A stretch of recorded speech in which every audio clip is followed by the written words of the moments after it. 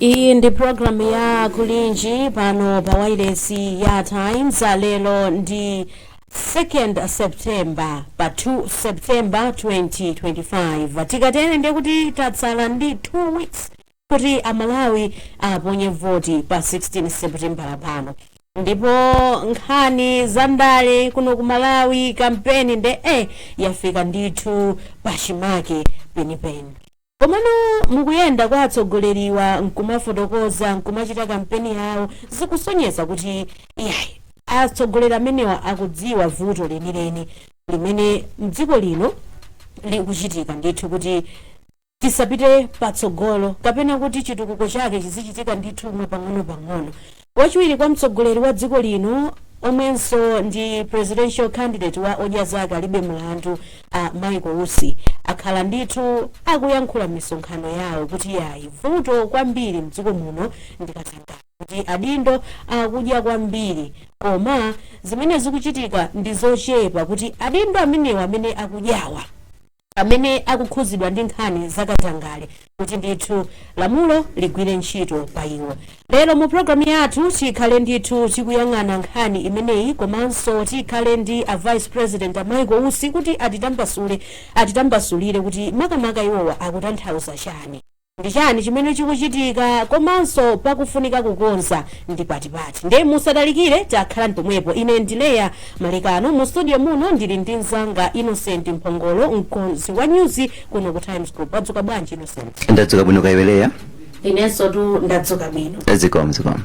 Ndemene ndafotokozera kuti tili ndi wachiwiri kwa mtsogoleri wa dziko lino Michael Usi amene tikhale nawo mu program yathu ino komanso tikhale ndi Michael Kayatsa amenewa ndi National Anti-Corruption Alliance chairperson. Komanso mkatikati mwa programu iyi tiyesesa kuti tikambeko ndi anthu awiri atatu kuchokera ndithu kuboma. Nde musadalikire takhala ndi pomwepo.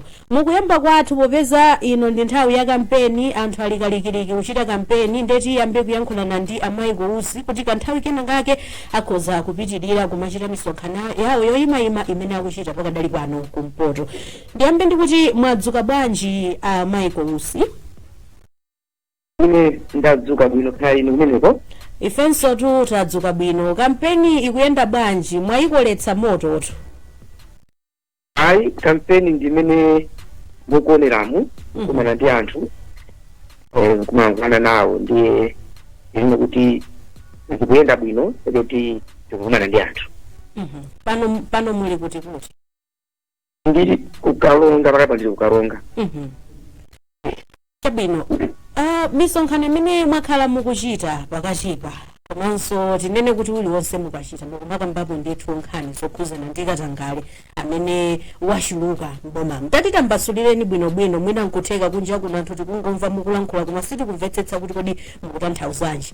Nkhani ya katangale mukuti yatani ndipo ndi ndani kubomako amene akukhudzidwa ndi nkhani ya katangale kwa basi? Ineyo chonchi mukafuna kuti mupeze vuto kapena mulongosole vuto loti likonzedwe kumafunira kuliyang'ana mbali zonse, osaliyang'ana ndi maso oti uyuyu ndikudana naye kapena chipani ichi ndikudana nacho ndinu ndilankhule motero. Koma papa ineyo ndikamati mboma muli katangale ndikuyang'ana boma lathu la Malawi osati nisatire kuti chipani ichichi. Komanso nkhani ya katangale iyi imene muona mtima kuna kuti si chinthu chachilendo kuti anthu alankhule kuti kumawayi kuno kuli katangale. Wamkulu wa EU pamene amasanzika ananenaso kuti kumawayi kuno kuli katangale woopsa amene ayenera kuthesedwa komano it's up to Malawi to deal with that problem because yafika woopsa kwambiri. Now a president aziko kutalaza chakwera analankulanso hani omweyo manena kuti anthu amapita kwa amwenye ukatinda ndalama afuna pangire kampeni. So alipo anthu ambiri ma newspaper amalemba Times inalemba pompano kuti how kickbacks have suffocated or choked government projects analemba. So nkhani kuti Malawi muno muli katangale zimakambidwa zikulankhulidwa chikakhale apaki olembera boma analembaso chimozimozi koma kuti nkhani ife kuti ineyo ndi vice president ndatuluka ndikuchula nkhani imene iyi yakhangati kuti tsopano ya khangati yasanduka ndi picture ina yake kuti kwenikweni chikuchitika ndi chani, koma it is a problem that has been there all along. Ndiyeno pamenepo kuti ngati ino vice president mwatuluka mukuyikamba nde ikukhala ngati issue, anthu mwina pamayambiriro mafunso amene akumakhala nawo kuti kodi munali kuti nthawi yonseyi kuti nkhani imene ino mwayipangano underline panopa. Usiku kwambiri nene kuti amene akunena kuti mwayipanga underline panopo akulakwisa nditha pakunena kuti kuyambira kale. If you go back to my productions at Kuferanji, you will see kuti I've been talking about Zakatangale mwanjira yosinasiyana. Komanso mchaka cha 2022 ndinalankhula pa 14 May a president alipo kuti boma mwingili anthu kupetekesa mtima ija chose ntchito nalankhula mumveka bwino bwino. And not only that, nditapita ku Ndilande ukaona bridge ya Nasolo ndinalankhula nkhani yakatangale ndikuti azungu anachoka nkhani yakatangale. Therefore there should be some investigations. Azungu abweresa ayambaso ntchito iyi. If you go there ntchito ikuyenda koma inasiyika pa chakatangale. Tsopano usoloti munali kuti kugaza kuti izoona ikwa ndakhala ndikunena koma sindimanena ili nthawi ya campaign. Akaba from the campaign, that's why people now say, where has he been? And I've been talking about these issues all along, and the evidence is there. Enatu akumaganiza kuti mukuyankhula kwambiri nkhani yakatangale iyi chifukwa chokuti akusiyani running mate. Ndezi zosekesatu. Ineyo ndi chipandi changa odiyaza chake Bulandu. I'm the president of the party. Bwana Dr. Magapi Chakwera is president of the Malawi Congress Party. You are in the ndugu zao zimene amasata akafuna kutenga running mate. Unaso pamene timagwira ntchito iwo ndine sana ndipange promise kuti you are going to be my running mate. Kuti munthu ngasana kupange promise kuti iweyo ka running mate wanga unyanjala bwanji ukuya bwanji ndiye kuti iweyo ndili mvuto ngati sunapasidwe lonjezo iweyo ndiye uzengera kuti. Komanso ine napanga chipani changa nditachosera ku UTM ndakhala ndi kuyenda. I've had my own pathway. I've had my own strategies. So whatever people are saying kuti oh amusiya, it's as if kuti ineyo na Malawi Congress Party ndiye andisiya kapena ndipanga promise ndiye andisiya. Mene kuti maganizo pona kuti anthu akuganiza kuti sono maganizo anthu moti anakakhala zokuti achakwerawa olemekeza Michael Usi akutengani kukhala running mate wawo bwezi mukuzungulira nkumakambabe nkhani yakuchuluka kwa katangale mu dziko lino. Ili kunze nditonchi kuna kuti ine mabadwa munthu amene mamuyang'ana munthu m'maso ndikumuza chilungamo. Nkhani yati tithese katangale aliyense all the presidential musachule so IMCP kapena president chakweraoka, but all the presidential candidates they know that if any of them wanted to partner with me, the first thing would be anthu amene akukhudzidwa ndi katangale amene akukayikiridwa tenti achose. Ndikumanena kuti ukamafuna kuti usuke ndiwo kapena uzipange uzikonze ndiwo umazikonza atungaziphika umazikonza usana ziphike. Therefore if you are going to government pakali panupa muchipani make sure kuti chipanicho ngati ufuna kuti mtatese katangale there is nobody amene akukayikiridwa kuti kapena kudziwa kuti akupanga katangale ndikumutengera mboma. That would be a problem. So pano anthu akamatenga mawu oti mboma muli katangale asaone ngati kuti ndikuyang'ana chipani chimodzi kapena munthu mmodzi. Paboma is a machinery. Uli anthu azipani zosiyana and one shouldn't think kuti oh ndiye kuti akunena chipani ichichi. It is that machinery. And I can tell you kuti sinimulena ineyo being Minister of State for Public Service Delivery ndimangana ma projects aboma. Project igenda branch. But project yena amene ndapangisa kuti achitike, but by doing that I have learned lessons. And my campaign is not just campaigning kuti ndisanke. I'm also educating people. Ndikuphunzitsa anthu kuti adziwe kuti boma limayenda bwanji, boma ndichani.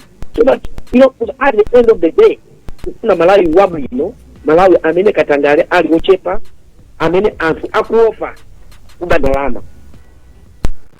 Vice President, inuyo mwafotokoza kuti ndi nduna ya public service delivery imene muli ndi mphamvu zonena kuti anthu amene mukuwadziwa kuti akuchita katangale mwina mukhoza kuwayimitsa olo mwina kuwachotsa kumene ntchito anthu akumafunsa kuti mwina zimenezi sizikuchitika bwanji. Mukungokamba zakatangale mmene mwafotokozera munayamba kukamba mwina ma production makambako pale a president komano action ndi imene ikusoeka kumbali yanu mwina mukhoza kufotokoza motani.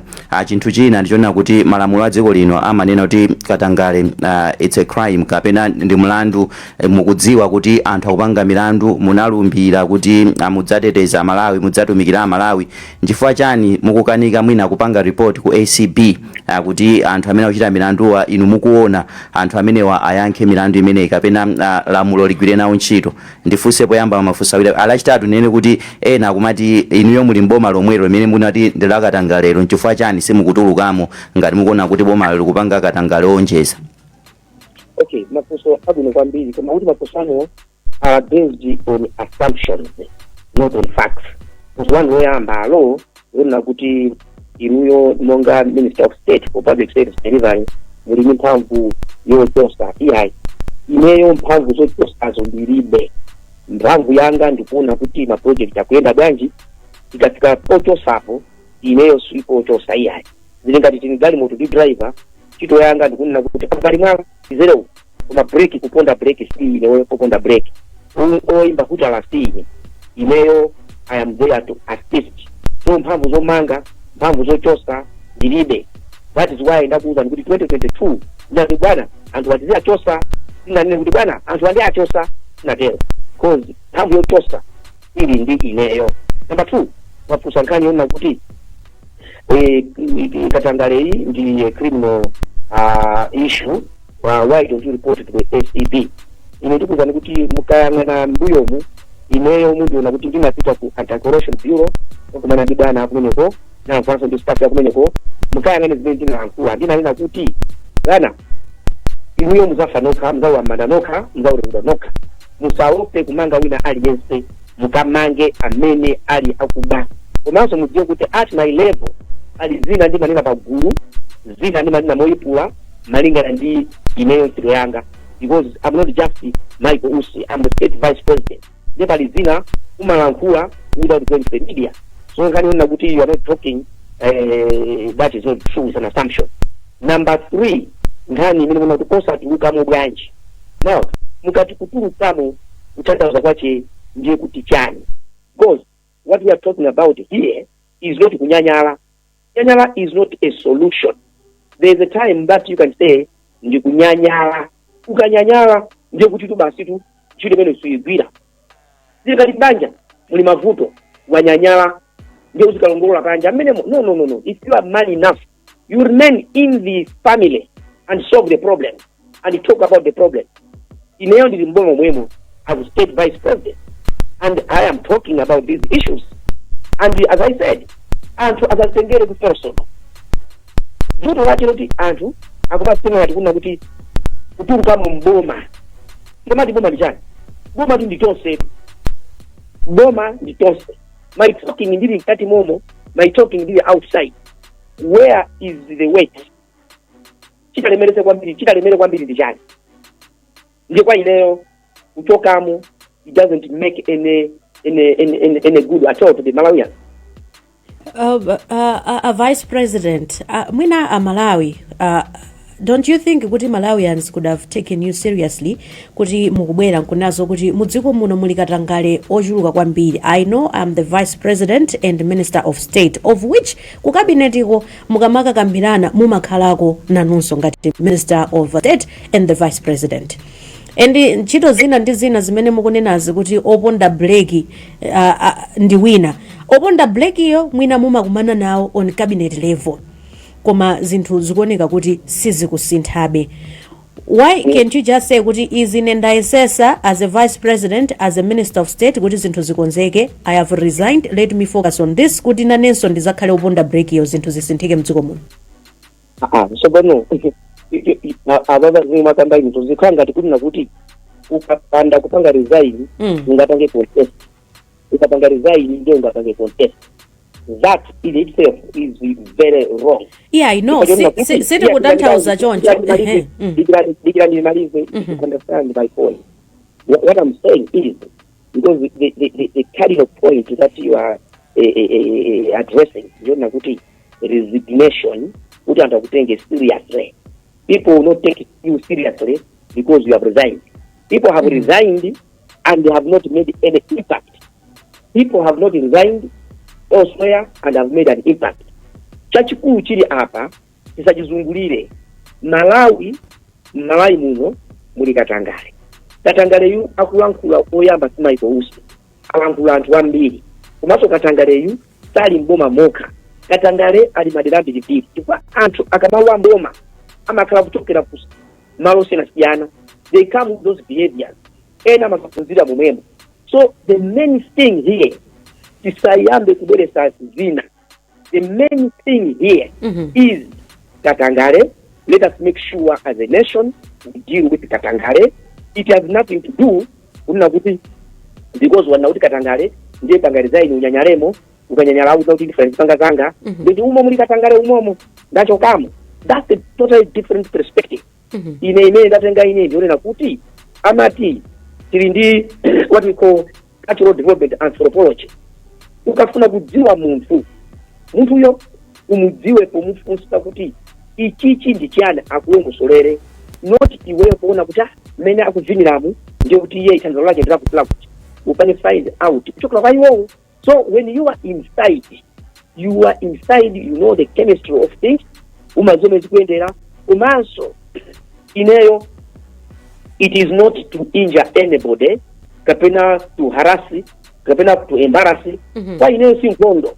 Kwa ineyo kuti bomali azam au gina chilo boma dadana nao, they are my brothers, they are my sisters. I'm still the state vice president of the republic. Nchito za bomazo ndikugwira. But chimene chili tola kuitacho, I have to say, a president, for example, Peter talked about corruption. Mbuzo da president wa abange resign ndi anene kuti amene muri Katangale na panga resign. So in this case Bwana VP, who is not doing what in ending corruption in this country? That's a very good question. Ileo chimene ndikuona nchona kuti corruption muntu akapezeka matisazo ndikupasa Nasolo. I don't have to run around. Nasolo bridge yakundilani inalepeleka chifukwa chani inadikiriranji kuti msakanene ndibwerepo ndikuwapempha azungu kuti please come back. Azungu ndikunena kunena kuti tinabwerera zapanani easy. Now should it be the vice president himself makamanga kuti unasolo kuno eti yanganeni amene analepesa bridge indani? What responsibility is that? Tikamati stakeholder kufuna mmange nyumba ena makoma malata ena mapanga uje ni cement ena makoma ena magalasi kuti muntu mmozi akomedenga emweyo magalasi emweyo cement emweyo safu zimene muli pempha ileyo. No, people should appreciate unna kuti here is a Malawian like many other Malawians amene manina kuti like Universal News makamba za Katangale. We wouldn't tell you kuti many which was Katangale. Why don't you do 1, 2, 3? No, you can do your section. Another one should do his section. Aliese pambuto yake.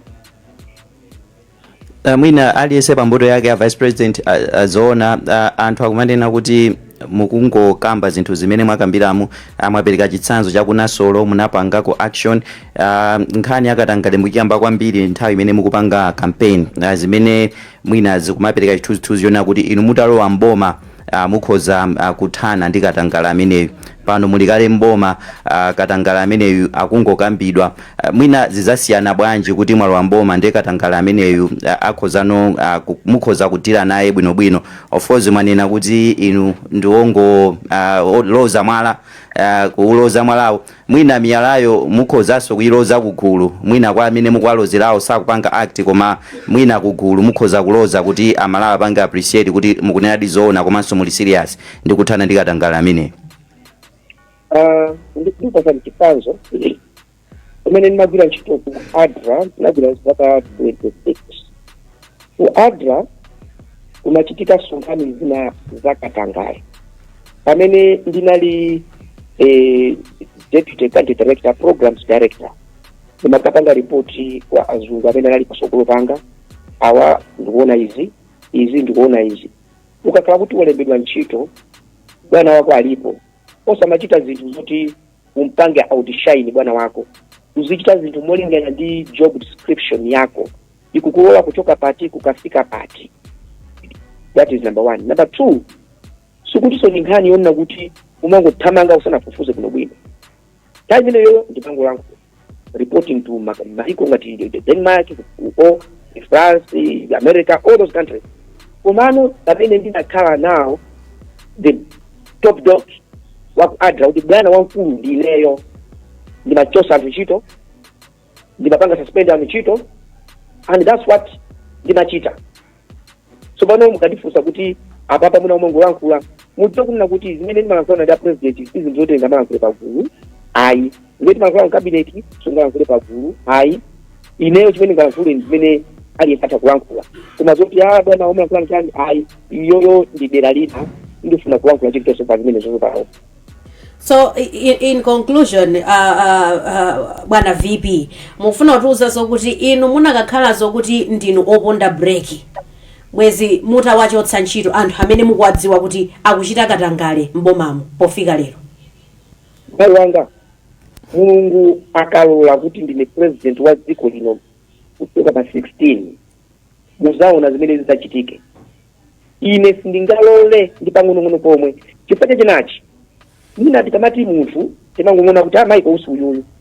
Michael Usi ni ndani? Michael Usi ndi background wakulira kumudzi wakuyamovutika. Michael Usi wagwira ntchito mchipatala, waona mene ma patient amavutikira, waona ma patient ali pa oxygen, waona ma patient akuuzidwa kunena kuti iwe uli ndi cancer unayenera kupita kunja koma ndalama zalibe.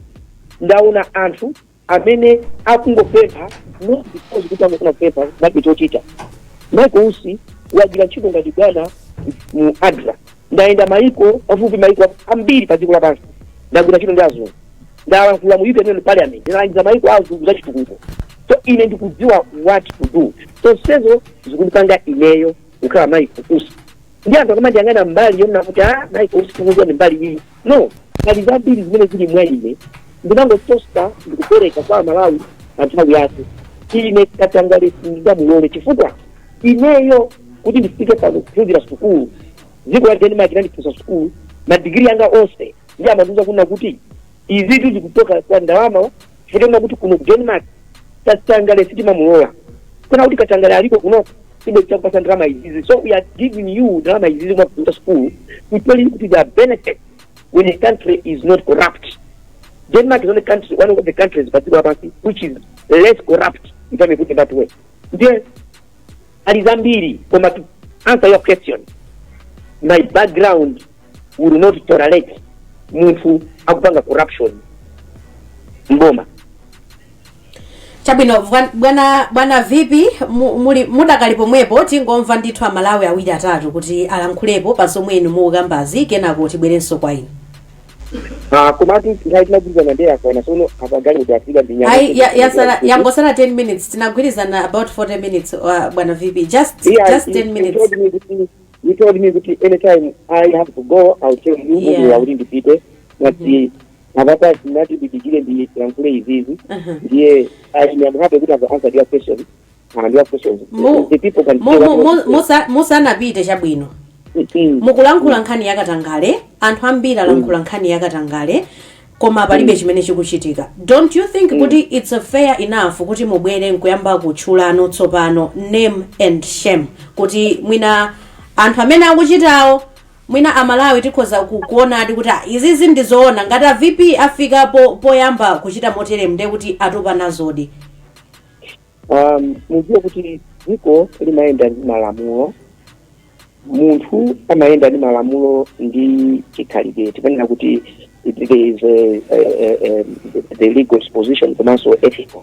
Umayang'ana kunena kuti ichichi malamulo atani adziko kodi nanga pa umunthu apapa zikuyenda bwanji. So tuma kuchita zinthu out of emotions kuti anthu akuti therefore ndithamange nditere ndio uzapezeka kunena kuti nthawi zonse malamulo akukuseka komanso ndi udindo wako ukukuseka. Nkhani ndionena kuti ndanakali kuti nkhani ndiyosazungulira inu nyumba mwanu mwana akamachita zofuntha mnamulanga kuti asafunthenso komanso anzake amaona kuti alapa ndikafuntha zikhala bwino. Dr. Hastings Tamuzubanda sakale ngati kuti kunalibe chisanzo chabwino. Dr. Hastings Tamuzubanda chimachitika ndi chani munthu akapangira mazaboma andi angati amene amanjenjemera kubangira mazaboma munthu kuti asinthe maganizo ibanna kuti pachizungu kuti if you want to change a person's way of thinking there are only two ways. Number one, you give an explanation which is alternative to his way of doing things. Munthu mulangize azichita zosiyana zimene akuchitazo akachita choncho musintha akakanika mumpase chibala. So even that corruption is not only kumangomanga anthu yambirira monga dziko ayenera anthu aphunzitsidwe understand kuti tikatikatangale vuto walikulu ndi lotani.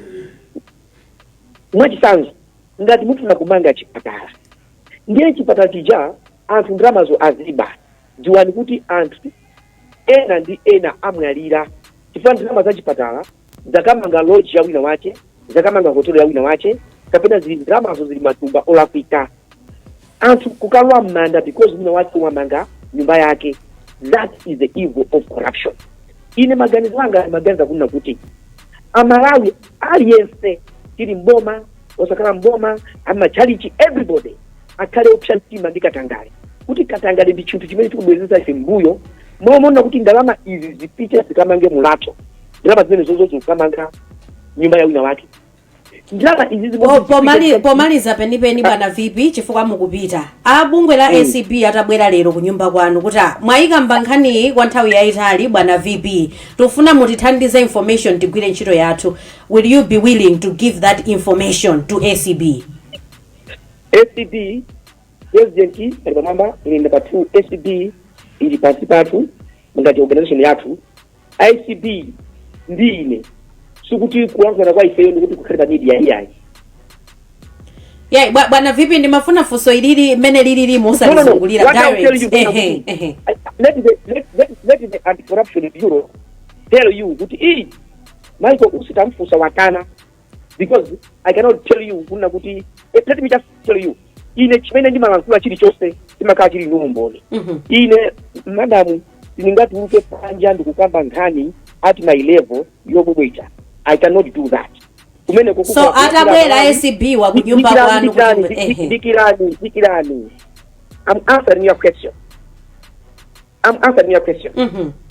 Ineyo siminganene kuti nyumba muli mtango msana uone.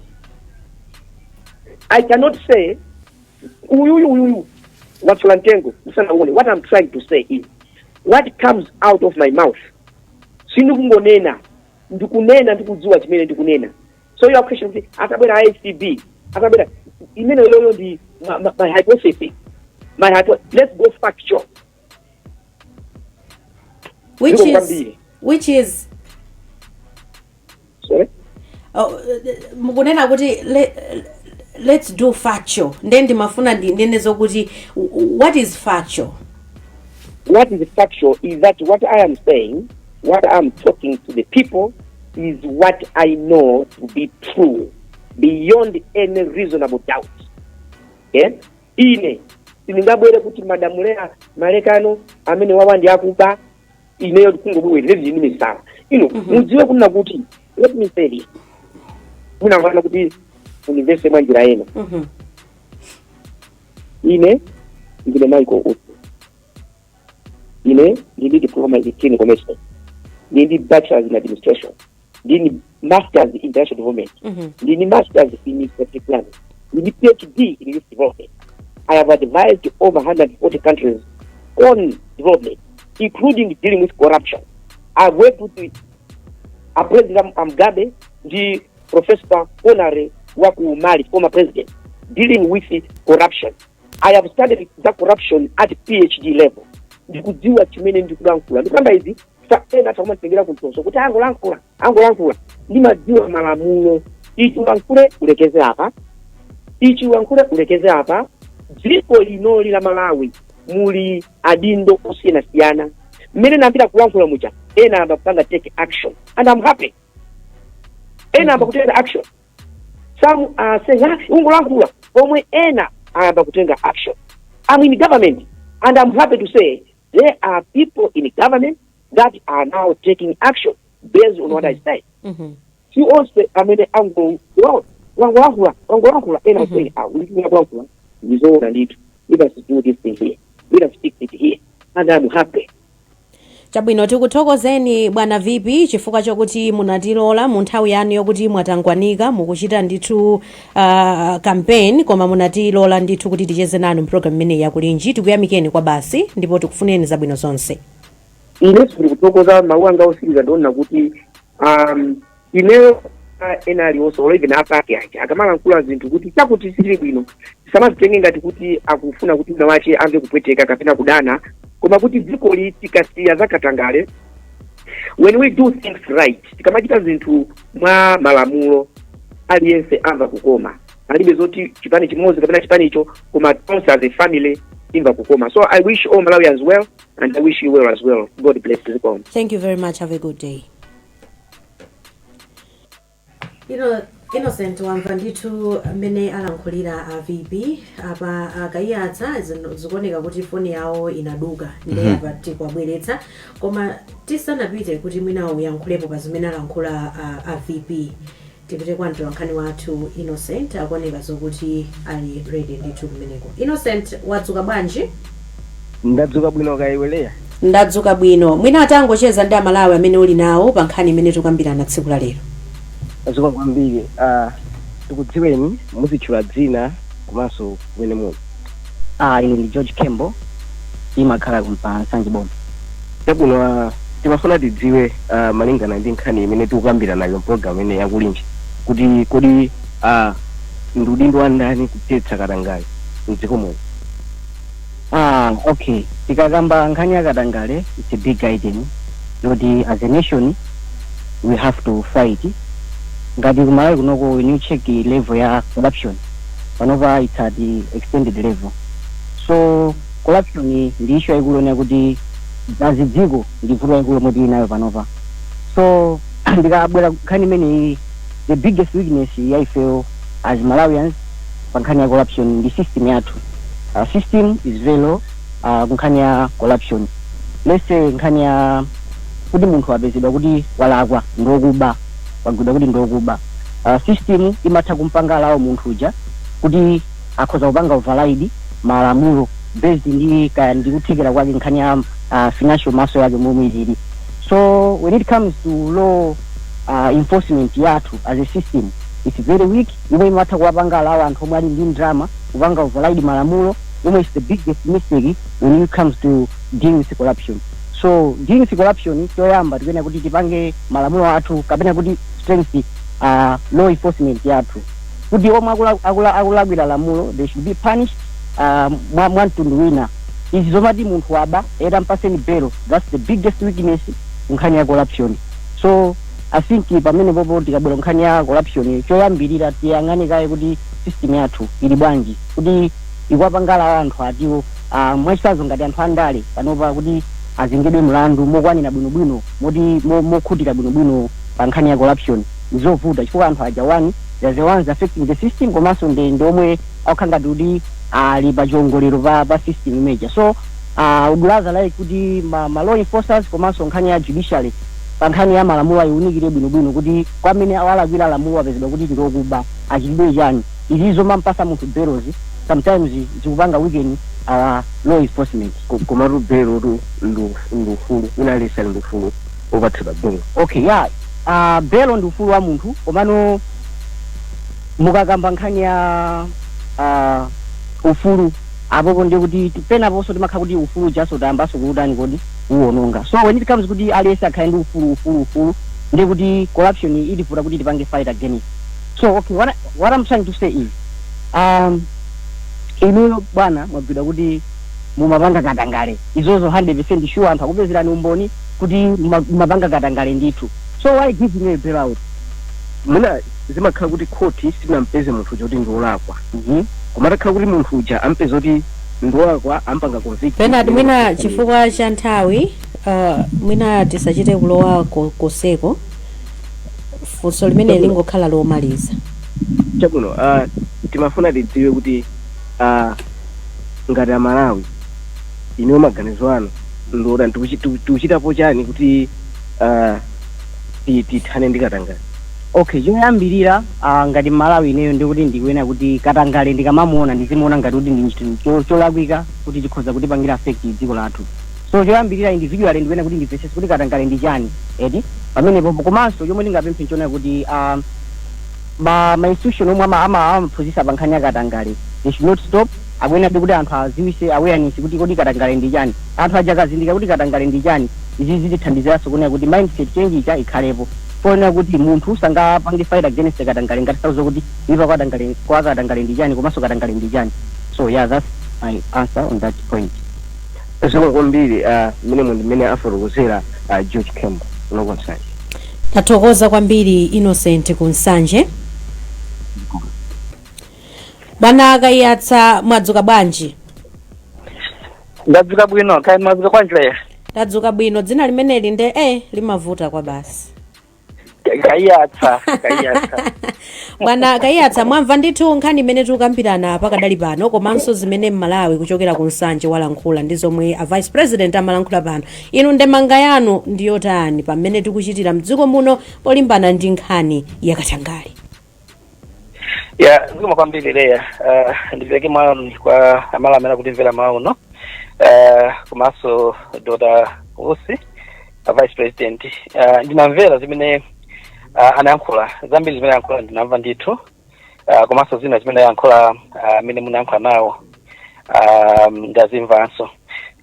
Tiyambe nkunena kuti Dr. Usi ngati nzika ali ndi ufulu wolankhula zakukhosi, ali ufulu ofotokoza maganizo ake pachina chilichonse chokhuzana ndi dziko lino kuphatikizapo nkhani za corruption. Ufulu umenewu uli mu Constitution section 35. Komanso ngati munthu andale nayo aliso ndi ufulu umenewu chifukwa kuyang'ana malamulo okhuza zisankho amene tikugwiza ntchito pano akuteteza ufulu umenewu kuti munthu ya kampeni makandidates kapena andale ali ndi ufulu wolankhula zina zilizonse. Chizungu chake akuti unhindered freedom of expression. So ndizosadabwisa kuti kugwiza ntchito maufulu amenewa ndi maufulu amene akutetezedwa ndi malamulo. Koma ndimangofuna ndingonenapo kunena kuti nkhani za ndalezi ndipofunika ndithu kuti wina aliyense kuphatikizapo andalewa azizitengera serious chifukwa corruption ndi vuto limodzi, vuto lalikulu kwambiri limene likutibweza mbuyo kwambiri ngati dziko makamaka pachuma. Mungathe kuona makafukufuku akhala kuchitika ndithu amene akhala kuonetsa kuna kuti chuma chambiri cha boma chimasakazidwa mu njira ya katangale zimene ndithu zikukhala ndi impact yosakhala bwino pachitukuko. Mungathe kuona kuna kuti dziko lathu ndilosakwa kwambiri pamaiko osakukitsitsa ifeyo tili ndithu mu top 5 zimene zodandaulitsa. Komanso mukang'ana ma statistics panopa anthu ambiri ali mu umphawi wazaoneni, pafupifupi 80% ya Malawi ndi osauka. Andi mungathe kuona kuti umphawi wathu si umphawi umene ukubwera chifukwa chokuti mwina tibe ma resources iyayi, koma vuto lalikulu ndi nkhani ya katangale. So ndi vuto ndithu katangaleyo, ndipo ndithu kuti Amalawi tonse kuphatikizapo andalewa tizitenga ngati vuto lalikulu kwambiri. Tisatenge katangale ngati mpira kapena drama ayi, tikatola ndoti tikulakwitsa. Komanso tisatenge katangale ngati kampeni tu kuti chida choti chitithandizire kupeza mavoti, tikatolanso ndoti tilakwitsa. Ndizodandaulitsa kwambiri kuti nthawi zonse nthawi ya kampeni timamva za katangale andi atsogoleri amapereka malonjezo, andi mukaona kamapereka malonjezo awo amanena boma la mbuyo kapena boma lilipo nthawi imeneyo kuti ndi zakatangale koza za boma limenelo. Ife tikatola zapanga zakuti komano muzaona kuti palibe chilichonse chimene chimasintha olomwe apatse voti akalowa mboma asintha kaneka. Ndimafuna ndifunse ndithu pamene popo kuti on that note, do you think is there political will to end corruption in this country? And who will end this corruption? mene timaonera ifeyo political will palibe dziko lathu tinadabisika ndi malamulo abwino ndithu mukangana Corrupt Practices Act Financial Act ndi malamulo ena ndi malamulo abwino ndithu amene tayagwiritsa ntchito bwino angati kutithandiza ndithu kuthetsa vuto la katangale koma chimene chimavuta nchonera kuti malamulo ali apa ndondomeko zili apo zabwino komano chimene chimavuta kwambiri ndi political will umaoneka ndithu kuti mbali imeneyo imachita laki ndithu andi mungathe kuona kuti vuto limene la political will lakhalapo osati mu boma lomwe tili pano koma maboma onse ambuyomo achita ndithu laki political will ndimafuna ndingofotokozapo apa munapereka funso kwa ausi kuti kodi bwanji sakupanga ripoti bwanji akubwera pano ndimangofuna ndingokumbutsa Malawi kuti IACB so mwina kupereka background yake ndiyotena kuti ausi adafotokozera Malawi kuti iwowo sangapite ku ACB kupanga ripoti yayi adikira ACB ibwere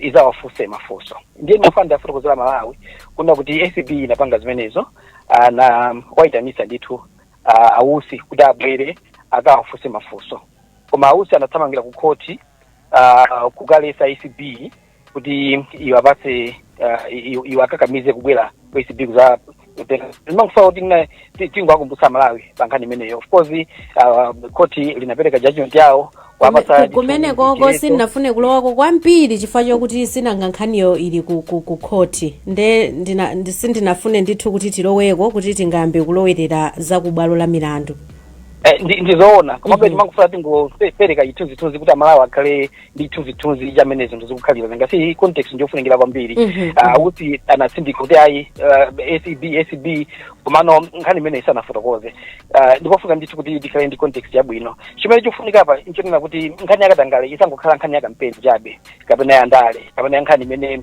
iliwezese mavoti ikhale ndithu ndi political will ikhale ndithu ndi atsogoleri amene akufunadi kuthana ndi katangale osati kungogwiritsa ntchito katangale kuti athuke kapena akopera Malawi komano kuti akhale ndi chidwi ndithu kuti akathane ndi katangale tikapanda kutero ndiye kuti dziko lathu tikhala tikuvutikabe ndi corruption kupita kutsogoloko zimene zodandaulitsa kwambiri mese Matonga Lilongwe wadzuka bwanji tadzuka masangasanga tangocheza ndi Malawi amene uli nawo pamenepo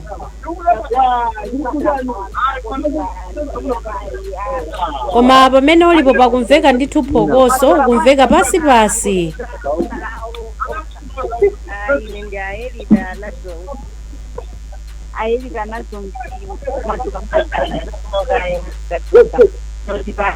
ndipo vakadali pano muprogramu yathu yakulingiselo kukambirana nkhani ya kuthetsa katangale amakakhayi akatangale ngati imeyo nzika ya dziko la Malawi mumaona kuti ndi udindo wa ndani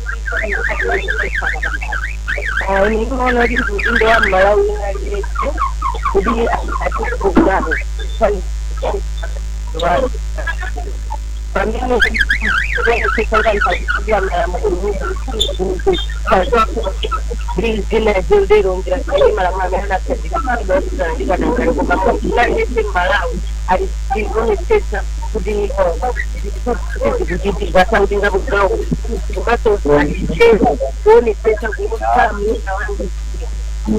kupanga ripoti pamene nafuna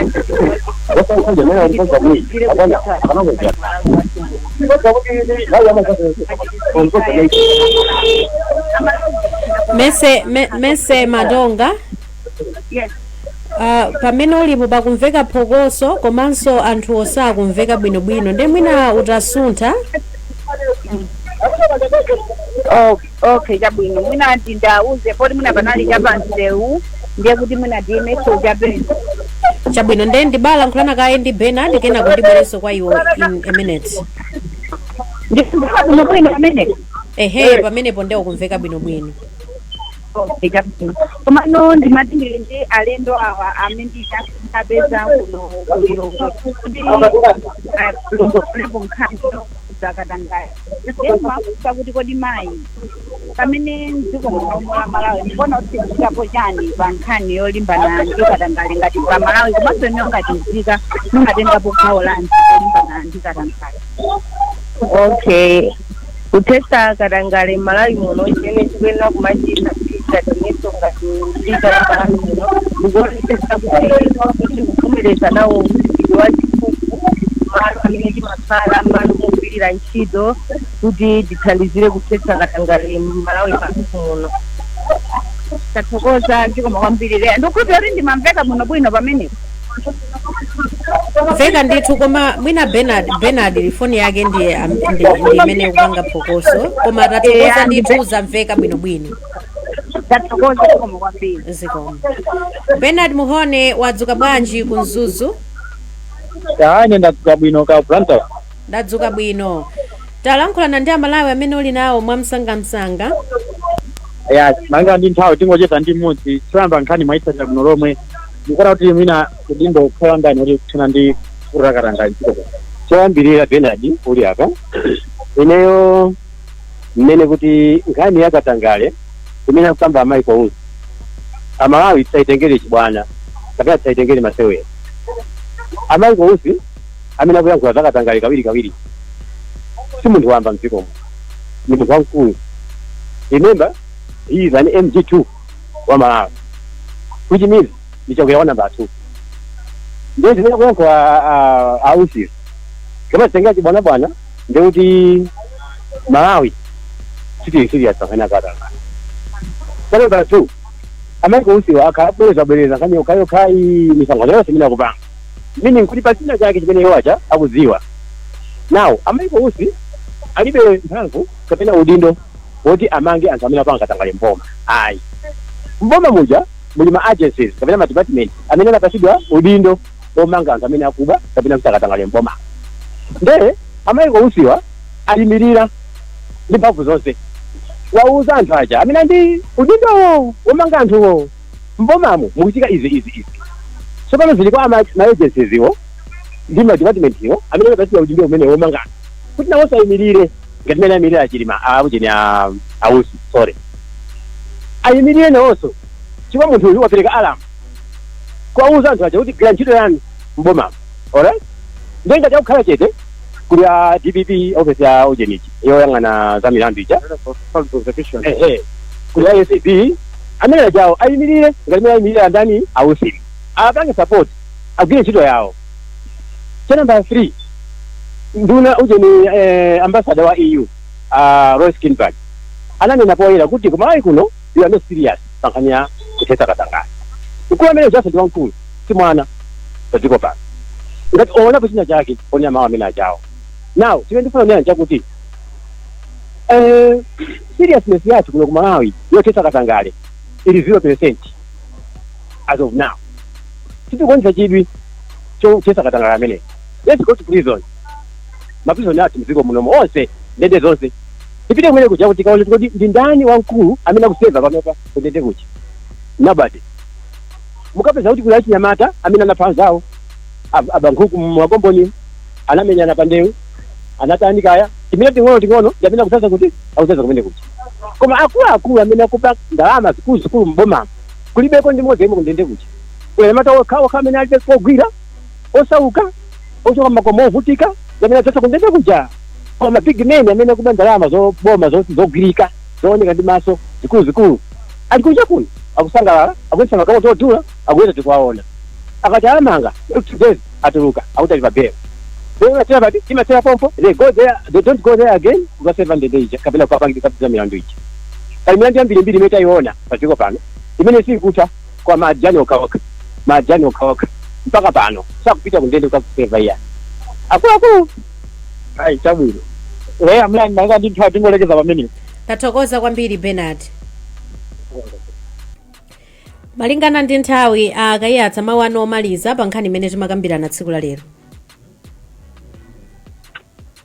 Zikoma kwambiri leya ndikhani yofika kwambiri mwina kopetititi nyingo ya kampeni tialole andalewa kuti azulubwalubwa zokhuzana ndi corruption ndikumayankhula amene ayankhuliramo koma pakufika ndithu kuti pakhale seriousness ndigwirizana ndi amene angomaliza kumene akuyankhula pakhale serious ndithu nzodandaulitsa kuti andale ambiri amaona corruption ngati campaign 2 naso kuyambira kuja amapaka malonjezo tizapanga zakuti kudzudzula boma limene lilipolo lakatangale koma akapeza mphamvu akalowa mboma amapeza kuti achita zosiyana. So pofuna ndithu kuti tione atsogoleri athu akonesa chidwi osati kungoyankhula chabe ayi pachizungu pali mawu amanena kuti talk is cheap kungoyankhula pakamwa nzaize nzophweka koma kuchita kumakhala ngati kumativuta. So pofuna ndithu kuti tikhale ndi atsogoleri amene ali ndi chidwi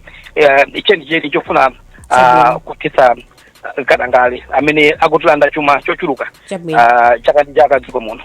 Tathokoza kwambiri, mukhale ndi tsiku lopambana.